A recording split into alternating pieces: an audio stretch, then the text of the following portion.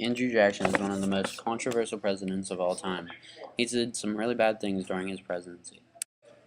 Growing up, Jackson was a poor orphan boy who never had anything. It is hard to imagine someone like him would be a good candidate for president. Just look at Jimmy Schlatt, his childhood friend.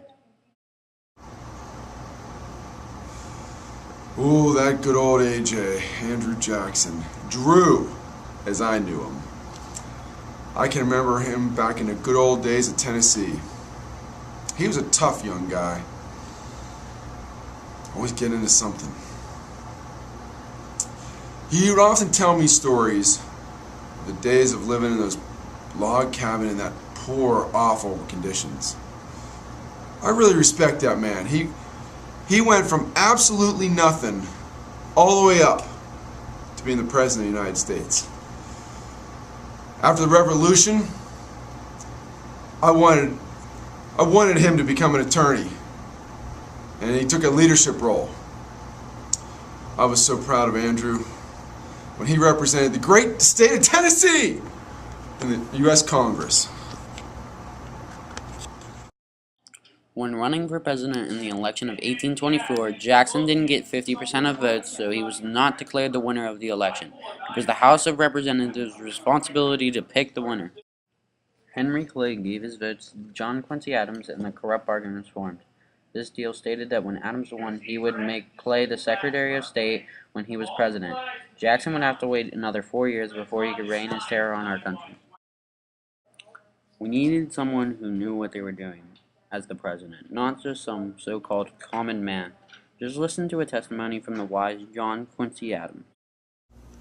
I never thought I would live to see a day where I, John Quincy Adams, of the famous Adams bloodline, would lose my presidency to an uneducated, non-elite orphan boy from South Carolina. He only won the election of 1828 because of those southern and western states voted for him. In fact, he had to change the voting rules to allow more people to vote. When I was the sixth president, the wealthy had control. Now it's back to the hands of farmers, shopkeepers, and small businessmen. When Jackson became the president, he decided that he wanted to get all of the wise, wealthy people out of the government. This was called the spoil system. This was a bad decision because the people he hired had no idea what they were doing. Just look at this guy. Man, that Andrew Jackson is such a great guy. He got me a job in the federal government. When that hooligan and cheat John Quincy Adams was in power, he only let the rich people of our country get in to have a spot in the government.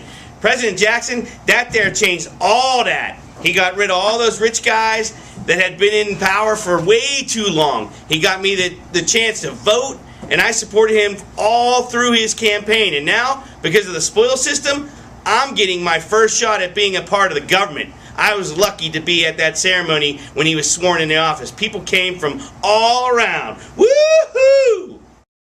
During Jackson's presidency, many issues came up. One of these issues is the way he dealt with Indian removal.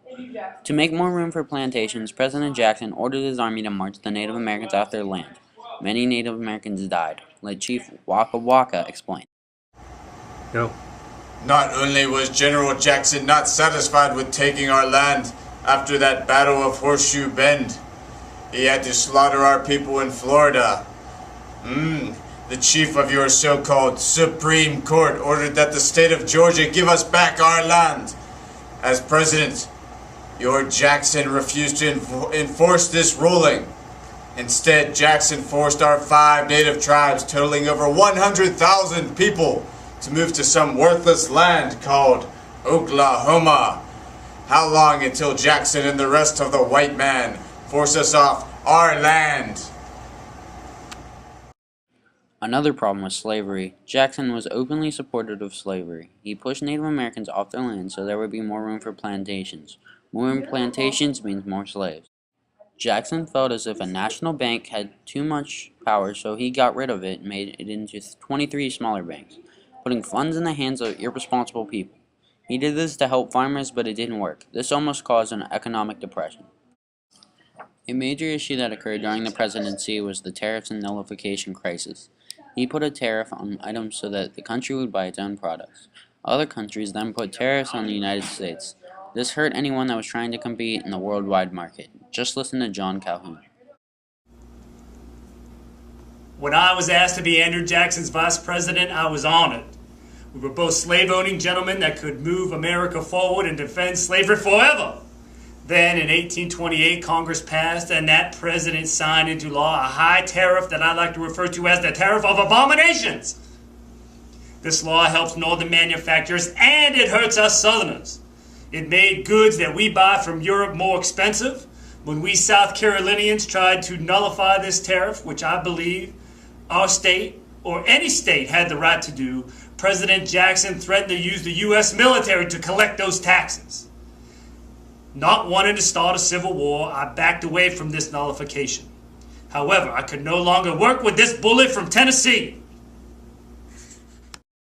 As you can see, Jackson is a terrible president. He did not deserve to be president.